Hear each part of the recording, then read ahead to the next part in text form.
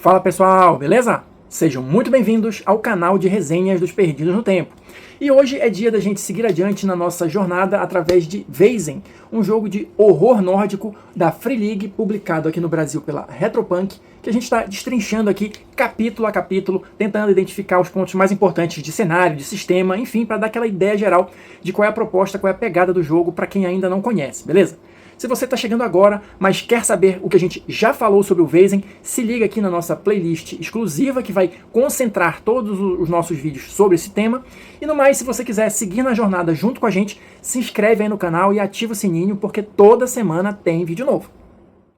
Então olha só, pessoal, hoje a gente vai tratar aqui do capítulo 2 do livro, tá? Chamado Sua Personagem Jogadora. Então, ele já vai direto ao ponto. No segundo capítulo a gente já vai saber como é que cria personagem aqui pro jogo, beleza? Só para dar uma ideia geral, todo capítulo ele vai começar mais ou menos desse jeito, tá? Com essa historinha, e essas primeiras páginas, esse primeiro pedaço, vai ser uma visão geral sobre o capítulo, tá? E claro, também teremos sempre as belíssimas ilustrações aqui do Weizen. Então, para a gente ter essa noção, né, do que trata e do que é importante na hora de criar personagens aqui no Weizen, eu vou ler um trechinho dessa primeira parte. Se liga aí. As escolhas envolvidas na criação de personagem foram categorizadas em 3 seções: personalidade, características e miscelânea, tá? Vamos ver isso em detalhes, tá? Mas só para dar uma ideia geral. Na personalidade, você deve primeiro escolher um arquétipo, um tipo de modelo de personagem. Você então dá nome à sua personagem e determina a sua motivação para caçar Weizen. Você também deve especificar sua fonte de trauma, descrever o evento que lhe deu a visão e criar um segredo sombrio que você esconde das outras personagens jogadoras. Já comentamos um pouquinho sobre essas características no vídeo anterior, beleza? Avançando aqui, né? As características são coisas nas quais sua personagem é boa e são úteis ao rolar dados para ver o que acontece em situações perigosas e tensas. Elas consistem de atributos, perícias e talentos. E por fim, a última parte do processo de criação de personagem está explicada em miscelânea e se trata do seu relacionamento com outras personagens jogadoras, mas também de quais equipamentos e recursos financeiros você tem à sua disposição. Então aqui a gente tem o esqueleto, né, do processo de criação de personagem. Mas claro, a gente vai começar a ver cada um desses pontos com mais detalhes a partir de agora. Então olha só, pessoal, começando aqui pela questão da personalidade, olha, o livro vai trazer várias informações, né, de outros pontos, outros tópicos que estão contidos, né, no que o livro chama aqui de personalidade. Então o primeiro deles é o tal do arquétipo. O arquétipo é um modelo de personalidade, né? Então a gente vai passar por eles mais para o final aqui do capítulo. O livro vai trazer 10 arquétipos que basicamente seriam, entre aspas aqui, né, as classes, as profissões, né, das personagens jogadoras. E claro, cada um deles vai ter as suas características próprias, tá? Então uma das primeiras decisões que você precisa tomar é qual desses arquétipos que você vai escolher. O livro só sugere que não tenham no mesmo grupo arquétipos repetidos, tá? Talvez para dar um pouquinho mais de variedade, né, de diversidade ali, de opções para o grupo, ele recomenda que não tenham arquétipos repetidos, beleza? De resto, você vai ter algumas características mais gerais, tipo idade do personagem, tá? Mas aqui não é somente uma questão estética, vai ter um reflexo no sistema. Então o personagem ele pode ser jovem, meia-idade ou idoso. E aqui a gente vai ter uma tabelinha dizendo mais ou menos as faixas, né, que compõem cada uma dessas idades, e isso vai influenciar nos pontos de atributo e pontos de perícia. Então, dependendo da idade do personagem, ele vai começar com uma quantidade maior ou menor de pontos de atributo e também de pontos de perícia. Geralmente, essas características são meio que inversas, ou seja, quanto mais jovem, mais pontos de atributo, e quanto mais idoso, mais pontos de perícia, tá? Mas isso está estabelecido aqui bem rapidinho, bem facinho aqui nessa tabela, sem grandes mistérios. Essa vai ser a quantidade de pontos iniciais que você vai ter para distribuir, beleza? Seguindo adiante, você vai ter aí, claro, o nome do personagem, né, que eu particularmente acho uma das coisas mais difíceis, mas tem sugestões no livro, né, para você já ter uma base, né? E também a questão da motivação. A motivação é o que te faz embarcar nessa jornada para, entre aspas, caçar Weizen. O livro vai trazer sugestões também meio que vinculadas aos arquétipos, tá? Mas você, obviamente, é livre para criar a motivação que você achar mais interessante. Na sequência, ele vai ter aqui, olha, o trauma, que também é outra coisa importante para você pensar e estabelecer aqui em relação ao personagem. O trauma é justamente aquele evento que despertou a sua visão, ou seja, a sua habilidade de enxergar os Wesen, que normalmente são criaturas invisíveis, tá? Então, o que foi que causou isso? A gente já comentou um pouquinho sobre isso, né? Pode ser alguma coisa física, pode ser alguma coisa psicológica, pode ser que isso tenha envolvido o sobrenatural, pode ter sido o seu primeiro contato com esse mundo sobrenatural, pode ter sido um evento completamente mundano. Salvo engano, os arquétipos também fornecem algumas sugestões a respeito disso, mas você pode escolher uma ou criar a que você preferir a partir das sugestões que o livro traz, beleza? Para a gente fechar essa parte aqui, o último tópico que o livro traz em relação à personalidade é a questão do segredo sombrio. Como é que funciona isso? O que quer dizer esse segredo sombrio? É um problema que causa uma certa vergonha para sua personagem, tá? Obviamente, em algum momento do jogo você vai precisar lidar com esse segredo sombrio, ou ele será revelado, ou alguma coisa nesse sentido.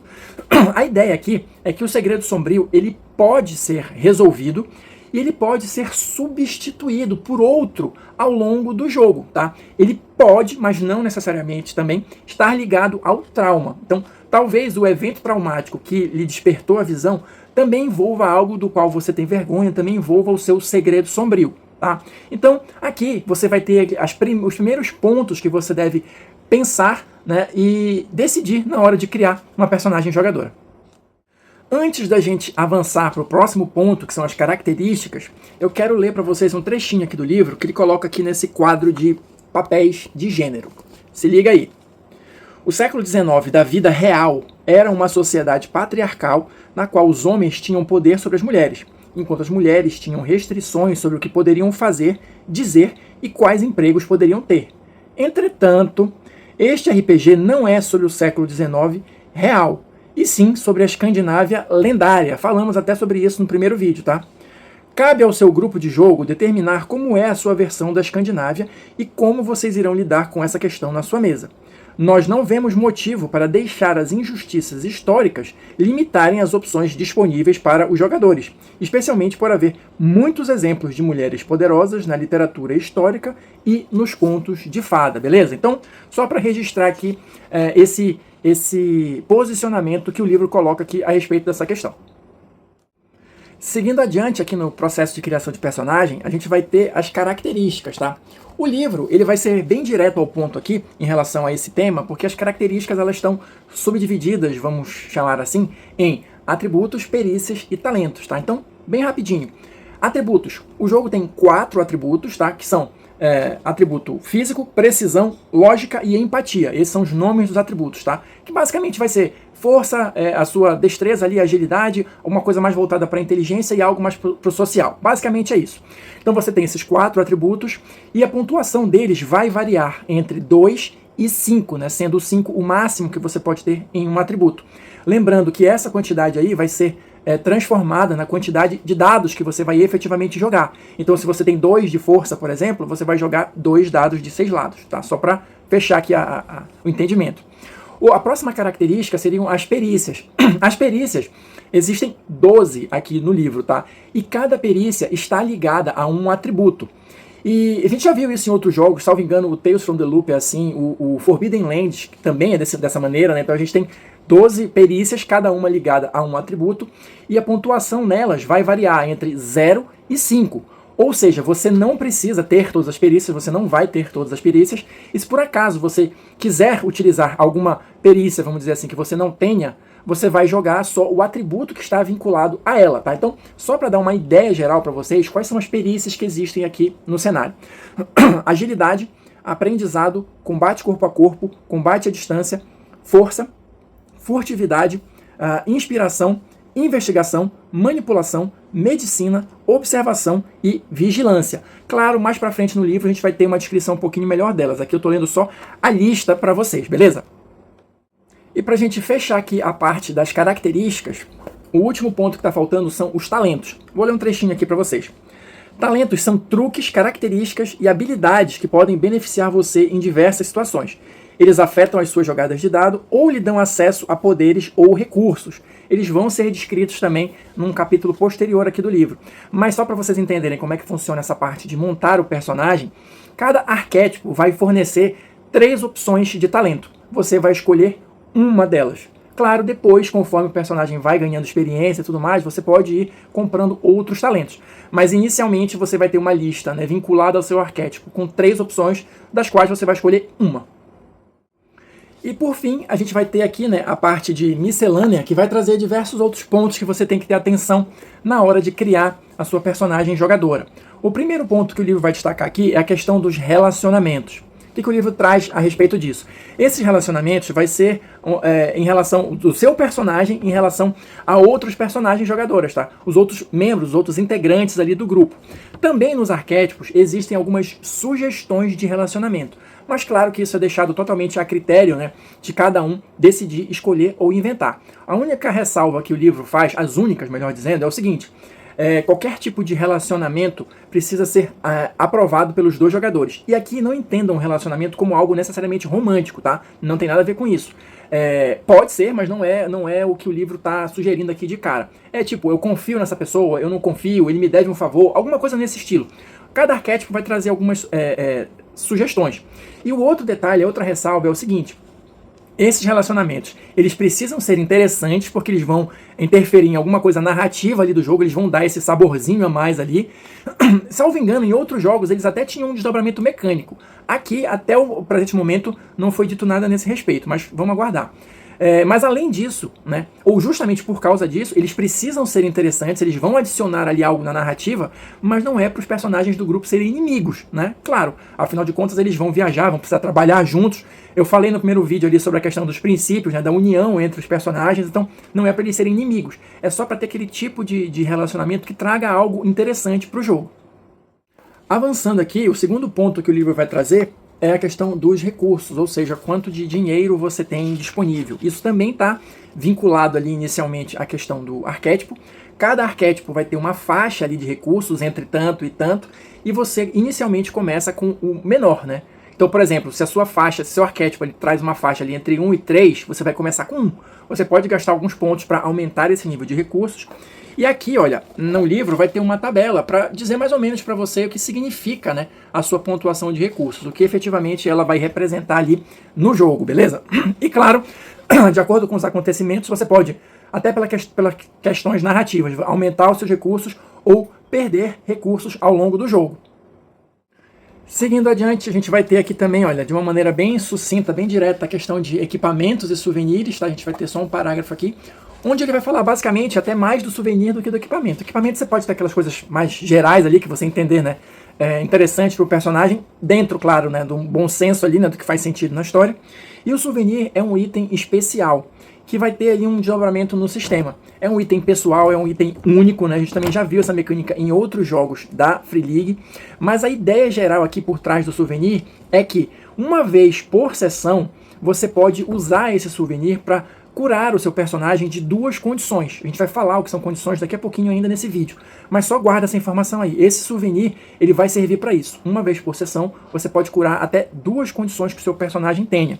E aqui o livro vai trazer, olha, uma tabela com exemplos de souvenir, se você quiser sortear ou com base nisso aqui, né, escolher ou criar o seu próprio, tá? Então a ideia por trás da mecânica do souvenir é essa. Em relação à questão das condições, o que a gente vai destacar aqui? Essas condições, segundo o livro coloca aqui pra gente, são ferimentos, são aflições, ou seja, existem condições físicas e existem condições psicológicas, né, condições mentais, vamos chamar assim. O livro ele vai tratar em grupos, então existem 3 condições físicas e 3 condições mentais. E qual é o reflexo que elas vão trazer aqui no sistema? Cada condição que afetar o seu personagem vai tirar um dado da jogada dele. Então, se eu tenho, por exemplo, 2 condições físicas, eu faço qualquer jogada com menos 2 dados. Sendo que, ressalva, se eu tiver uma quantidade de condições que iria, em tese, me deixar com 0 dados, ou com dados negativos, não interessa. Eu sempre jogo pelo menos um dado, tá? Essa é o desdobramento mecânico das condições. Eu vou ler aqui para vocês só a lista, para vocês terem uma ideia de quais são essas condições, tá? Condições físicas, que geralmente vão afetar os seus testes, né? Dos atributos físico e precisão. Quais são? Abatido, exausto e ferido.